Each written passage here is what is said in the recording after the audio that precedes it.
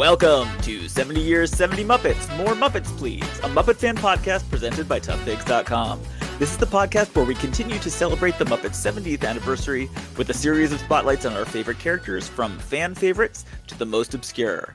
I'm this week's host, Danny Horn, and the Muppet of the Week is the Luncheon Counter Monster, performed by various people and making his debut in 1977. Now, the Luncheon Counter Monster has a long history of appearances in Muppet productions, which mostly can be watched in a single afternoon without getting up from your chair. I have done that, and so has my guest, a Tough Pig stalwart, host of the cartoon podcast Dick to Shorts, and one of the leading voices in Luncheon Counter Monster studies. Who is it? Why, it's JD Hansel. Hello, sir. Hello. So happy to be celebrating the 70th anniversary of the Muppets again. I know. May it never die. May it always be the 70th anniversary of the Muppets. Well, I'm so glad to have you here on 70 Years, 70 Muppets, More Muppets, Please. I'm so glad to be here. It is delightful to see you. You know, Danny, this is one of my favorite Muppets. I know that it is. Know if you know. Okay, you do know that it is. I invited you. I invited you onto this podcast specifically for your Lunch Encounter Monster expertise. Oh, okay. I don't have expertise. I just have a fondness for the puppet and always have. We should probably describe that puppet, just because for everybody knows. Some people in our audience, everyone knows. It's Kermit, Piggy, Fozzie, Gonzo, Lunch Encounter Monster, and then maybe Rolf, Scooter, or Animal, depending on who you ask. And Little Shrimp Guy. Yeah, Little Shrimp Guy.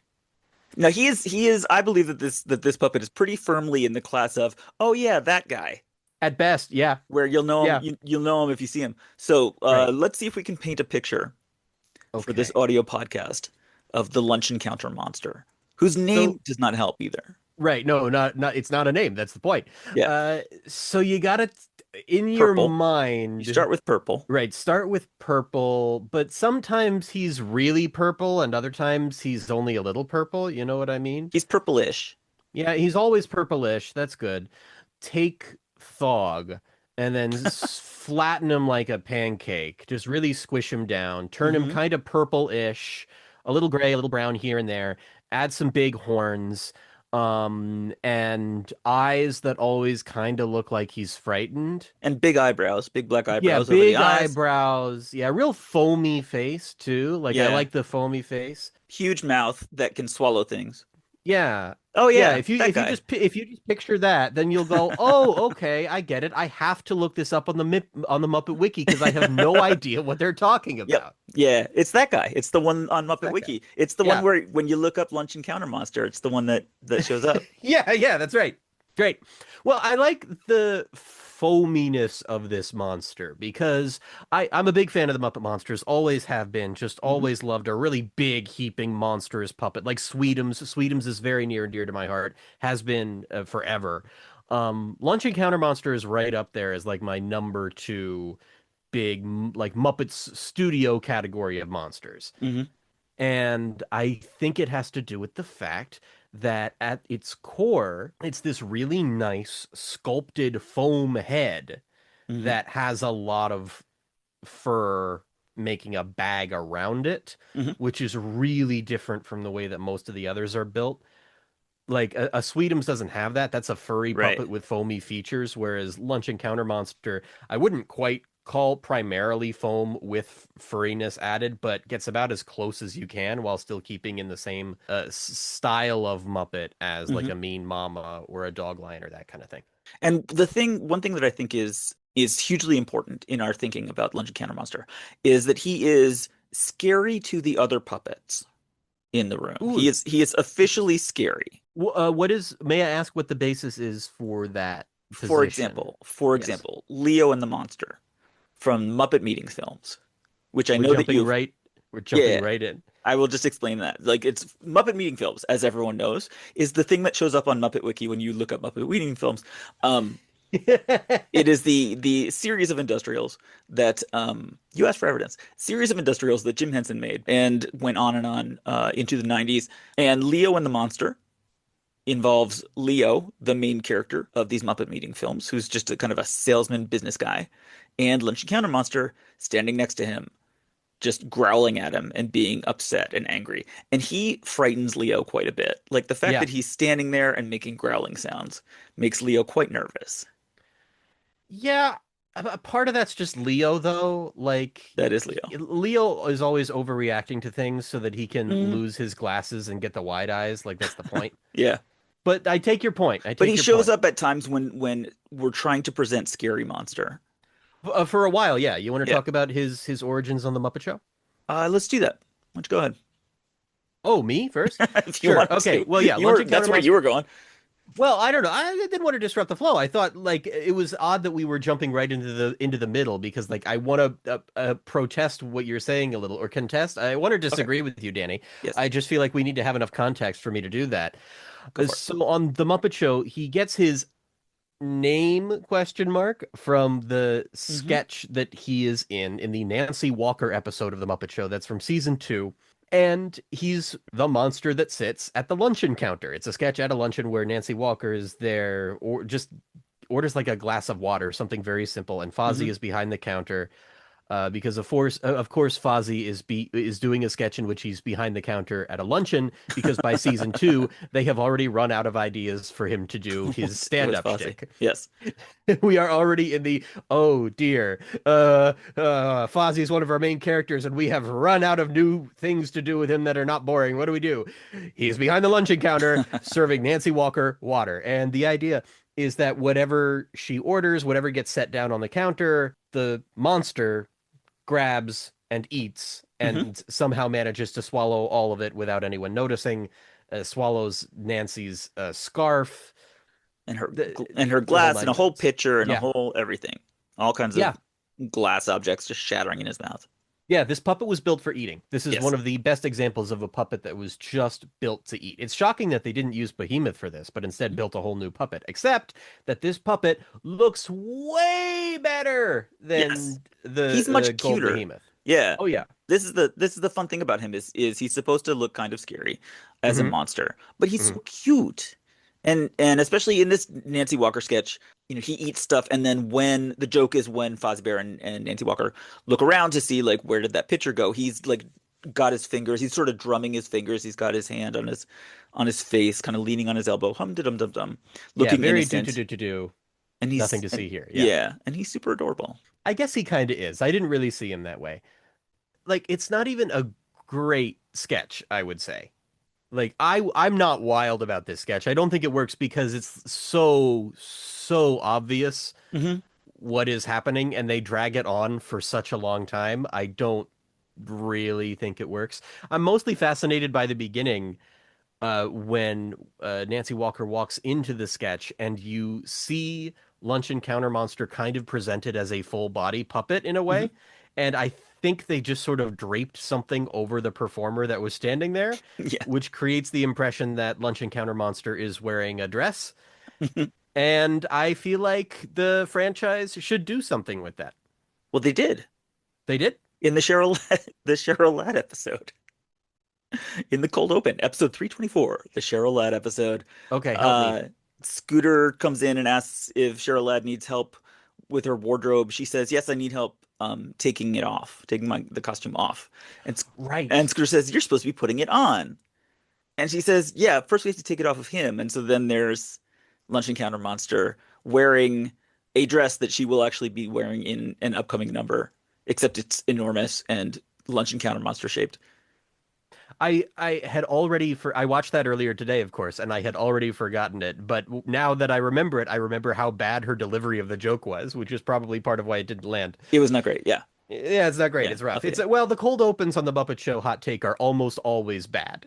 you. They're really rough, but they set the tone of the whole show. Mhm. Like every cold open is like, well, if you've never seen the Muppet Show before, it's this kind of nonsense. But it almost never actually sticks the landing unless it's like the Star Wars episode or something out there like that. Well, that's where he first appeared was in the Lunch Encounter sketch on Nancy Walker. And Yeah. then he continues to make sporadic appearances. Quite a few actually in like season 2 and season 3, but then he kind of drops away as other puppets come to the fore. Yeah, if you were watching season 4 in the United States, you wouldn't have seen him at all because he's No, just in that's one right. UK spot there. But what I think is really interesting is, can I talk to his last appearance on the Muppet Show, or was that Absolutely. jumping ahead? Okay, you get to his the last episode of the Muppet Show, the Hmm. Roger Moore episode, Yep. and after we have not seen Lunch Encounter Monster for all of season 5. He has not been present. And again, if you're in the US, he was not present for any of season 4. It seemed like Hmm. this puppet was done, was gone, because they just kept making monsters and other weirdos that could be, be in the ensemble instead of him. Roger Moore comes out at the end of the last episode, right before the credits roll, to make a final statement on behalf of the guest stars of The Muppet Show, a thesis statement for on behalf of humanity for our relationship to the Muppets and what they have taught us. Hmm. And he shares what he has learned. He says, I've learned my lesson. From now on, I am through with cute, cuddly little animals. No, thanks to this show, I shall stick to the sick, weird, disgusting animals you can trust. And that is where Luncheon Counter Monster comes out. Yes, he does. And so in the end, Luncheon has won. Like he has won the Muppet Yes. Show as Hmm. being the kind of not just monster, the kind of animal that Yes. we have learned is trustworthy. That's our takeaway from the whole Muppet Show. Yeah. This guy started at the bottom and now And he's he's here, worked his way Danny. up, I know. But like it does feel like part of the premise of the Muppet Show is that for as much as it's a show about Kermit the Frog, Fozzie Bear, Miss Piggy, the Great Gonzo, and their fun animal friends, it's also a show about performers trying to survive in an environment in which all of the stagehands are inexplicably violent, aggressive, ugly monsters who eat people, and Right. no one is calling the cops on them. It's just like it's a lawless, orderless, dangerous Hmm. place. And Yes. that's a very big part of what Lunch Encounter Monster represents. And he's always just kind of popping up in the ensemble for, consider yourself one of us or with Edgar Bergen or Hmm. any of those things where they just need something to be the Muppets as a concept, but Hmm. not one of the actual Muppet characters. And so they Right. never make him a Muppet character. He's Hmm. like most of the monsters, he doesn't get an actual name. They keep changing around the performers. And I will tell you, Danny, if they decided today, Hmm. hey, this isn't how the Muppets work. It's one Muppet, one voice, man. These are characters, Hmm. okay? These are characters that are imbued with a real personality. We're not going to keep kidding around about Lunch Encounter Monster. He's one of the originals who's been with us since The Muppet Show. We're going to give him a name. His name is Randolph, and he loves basketball, and he is always performed by Peter Linz. Like if they did that, I Yeah. would be livid. Yeah. No, It is that would be against everything that Lunch Encounter Monster stands for. exactly. It is vital that he be a non-character and Hmm. just a fantastic puppet. Yes. Yep. Well, this is the best example of puppet design, 10 out of 10. How much of a personality does he have? 0.5 out of 10. Well, And that is he goes exactly roar. right. He does, Yeah, yeah. yes, pretty Besides consistently being a across Muppet just Monster. about all of his Yeah. appearances. His voice is low and rough and sounds Hmm. kind of like "Rawr." That's pretty consistent. One of the reasons why I really like Lunch Encounter Monster is he is in one of my favorite Muppet Christmas images. It's a picture that they put together, I think, first for the Saturday Evening Post, and then marketed it through Hallmark on a few different products. It is a sleigh in the snow, and it involves Kermit, Miss Piggy, Fozzie Bear, Gonzo, Animal, Robin, and taking a seat in the back, the Lunch Encounter Monster, The main Muppets. the main Muppets. It's the main Muppets. And this is a thing that the Muppets did, especially like throughout the Muppet Show years, is when they put together a group photo like that, they got to include like a monster or a chicken or Yep. some random, like they never are satisfied just putting main character puppets up there. There's got to be somebody who's a little bit like obscure Yeah. popping up. And that image, I love it so much, and I post it every year during the Christmas season on Muppet Pictures. If people want to see it, just go to Muppet Pictures and scroll to December and you'll find it. Yeah. It's one of my favorite images too. I think that it's an important part of what makes the Muppets, Hmm. that they never lost sight of the fact that they're an ensemble of puppets and of puppeteers, Hmm. and it can't all be main characters all the time. You have to have some puppets that can just kind of represent the group. Right. And pretty much every time you see like an ensemble number on the Muppet Show that stars a lot of the main characters, there's going to be some rando in there. Hmm. Male Kuzbanian's going to show up.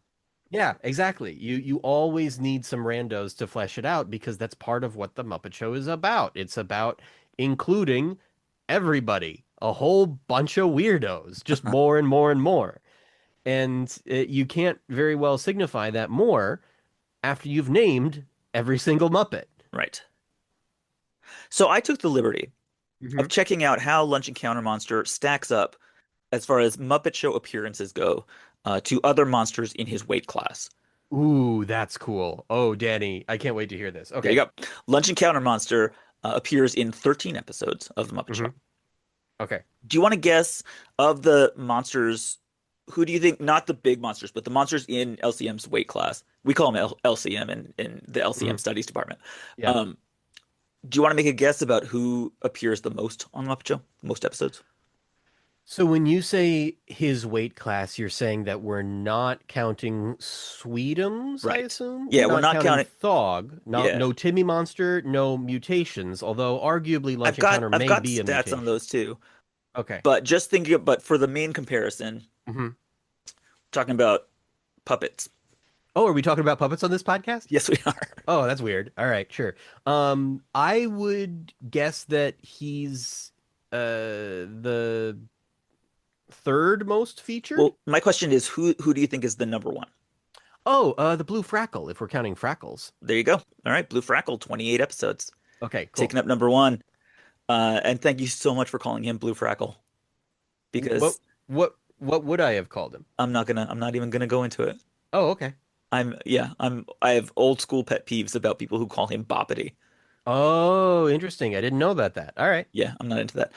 Yeah, so Blue Frackle at 28, then Beautiful Day Monster at 26, That makes sense. Yeah.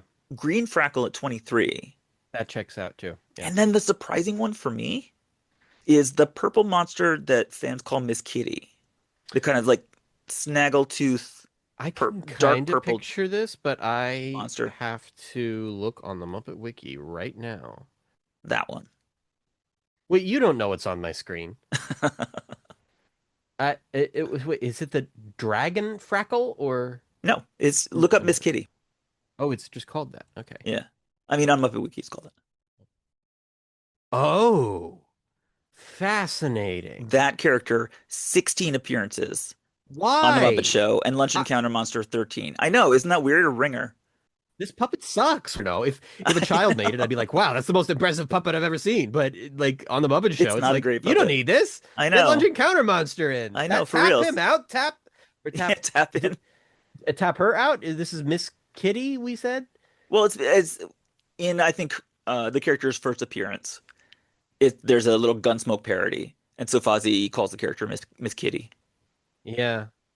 The female love interest, it says on the Muppet Wiki. That's interesting. Yeah. Okay. Well, in that case, I'm starting to reconsider my position and my biases here and wonder if maybe Lunch Encounter uh, Monster hmm? should have been appreciated a little more, Oh no, I at was least gonna compared to say this I year's. think I was wrong about Miss Kitty, and Miss Kitty should have been in more episodes Oh, because we need more okay. female Muppets. All right. Very well. So the ones that Lunch Encounter Monster actually is ahead of are Mean Mama, Male Kuzbanian, Snake Frackle. Ahead of Mean Mama. That's Mean interesting. Mama is Okay. only in 11 episodes, and Lunch Encounters in 13. Huh. More than Gorgon Heat, more than Behemoth. And More than also, Gorgon heap. Sorry, I'm just repeating what you're saying. I'm just surprised.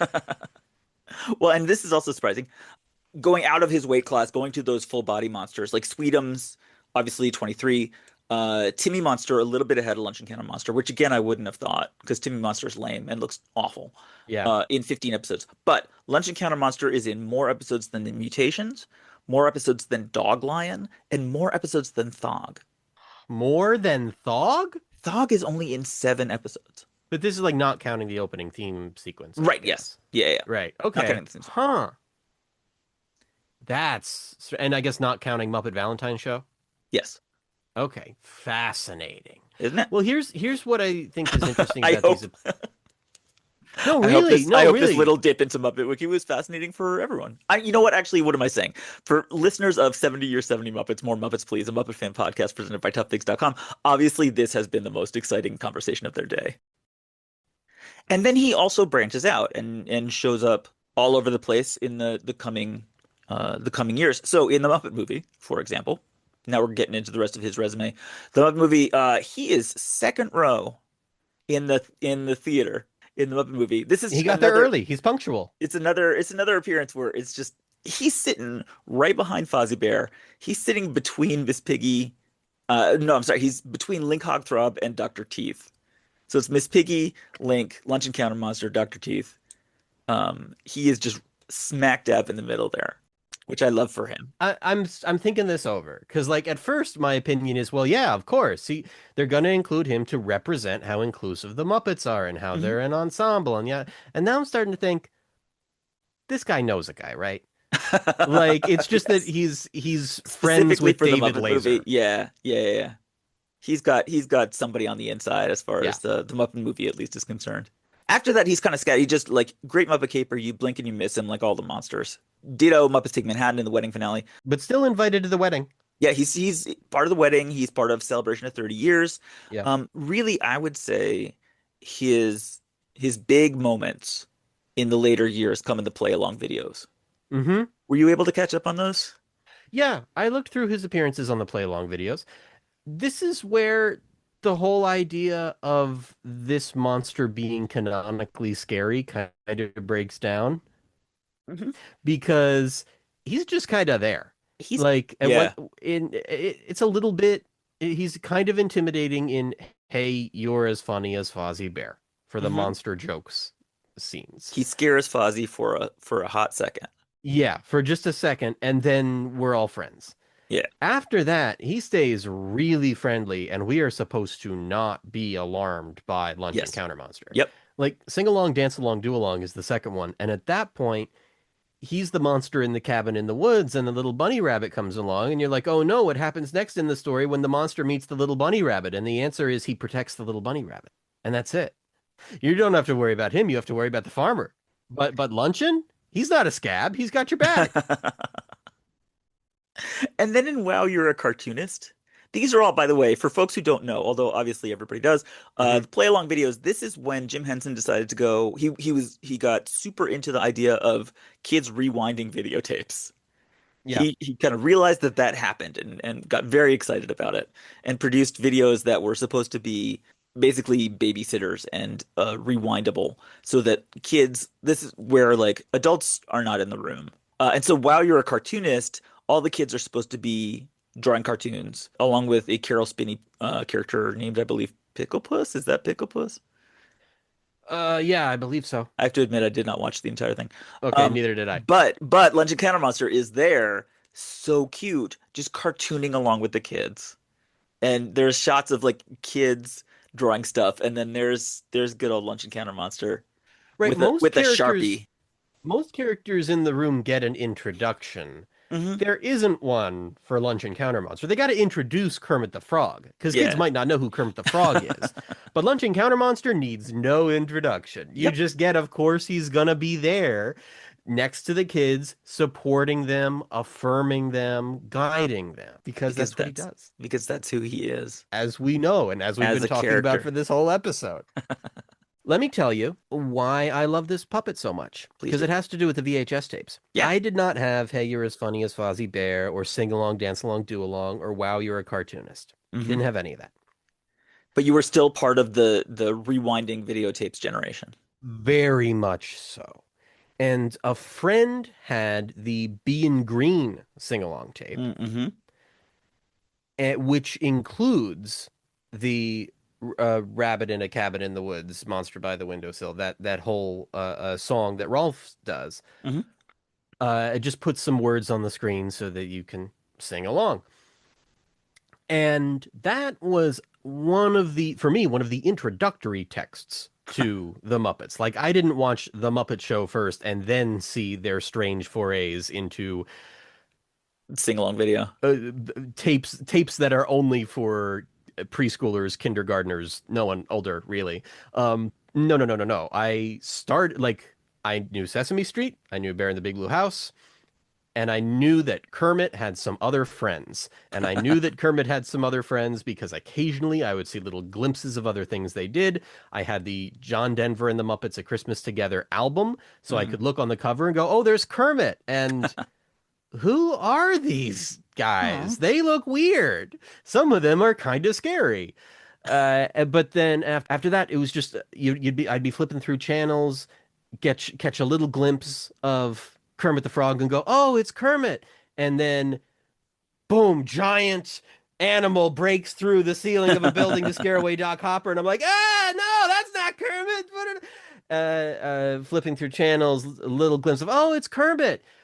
And then the evil queen transforms into a witch, into a bird, and flies away at the end of Frog Prince. And I'm like, that's not Kermit. So my initial impression of Kermit's other friends is they're freaks, they're terrifying, they're very bad. But I did latch on to the Bee and Green sing-along tape and watched it many, many times. So for me, the big Muppet songs that we all think of when we think of the Muppets are Kokomo, Sweet Vacation, Heat Wave, Splish Splash, Splish Splash, and of course, Little Rabbit in the Wood. Yeah. And so this was a Muppet that I saw early, so he got into my baby brain. Oh. So for me, yeah, he is one of the main Muppets. He belongs on the Christmas card. I totally agree. He should be there. And then the last time we see him is in 2018 in Muppet the O2. He has not shown up. We are now in that little period in Muppet history, Muppet fan history, where we have seen the teaser trailer for the Muppet Show special, the 2026 special, but we have not seen the show yet. Right. So we don't know which Muppets are still real. Right. Exactly. But we know that he is not in the arches. Right. For the theme song. I still have a little bit of a bummer, but I don't think he was ever in the arches before on the original Muppet Show, was he? No. No. So I'm just saying that's how we know that many of the characters who are going to be on right now during this little moment before it premieres. So we will see. I still have hope in my heart. If the puppet has not turned to toast since 2018, I imagine they will keep using this puppet because it's just a really good, really reliable puppet. It very, very versatile, very fun design, everything that you want a Muppet to be. And if they name him, I walk. 70 Years, 70 Muppets, More Muppets Please is a Muppet fan podcast presented by ToughPigs.com. Hosted by a myriad of people and edited by them as well. Produced by Joe Hennis. The Muppets 70 logo is used with permission by the Muppet Studio, with thanks to Danny Iglesias, Frank Reifschneider, and Lee Slaughter. Don't forget to follow ToughPigs.com on all social media platforms, and you can support us by heading to patreon.com/toughpigs or by buying merchandise at tpublic.com/toughpigs.